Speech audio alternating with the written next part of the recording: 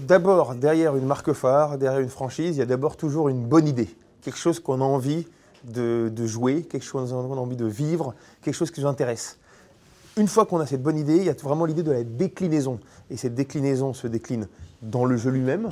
Vous voulez jouer tel personnage, vous voulez être tel soldat, vous voulez vivre tel type d'aventure. Et si on est capable de le faire dans le jeu, on est aussi capable de les décliner en communication. Soit juste en prenant un bout du jeu et en le montrant dans la publicité, soit en racontant des histoires autour de ça, parce que parfois le média publicitaire permet de donner un nouveau regard sur ces contenus. Pour nous déjà, la première chose à avoir en tête, c'est que effectivement la vision qu'on a du gamer est en fait très différente de la réalité.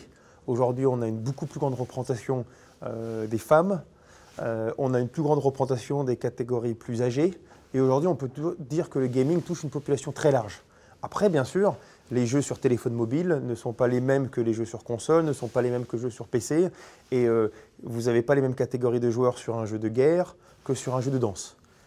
Au-delà de ces préjugés, la grande idée à avoir en tête, c'est que dans le cadre du domaine du jeu vidéo, la donnée est quelque chose de très positif pour les joueurs. Avoir plus d'informations sur la manière dont vous jouez va nous permettre à nous de créer des meilleures offres et de les adapter aux joueurs.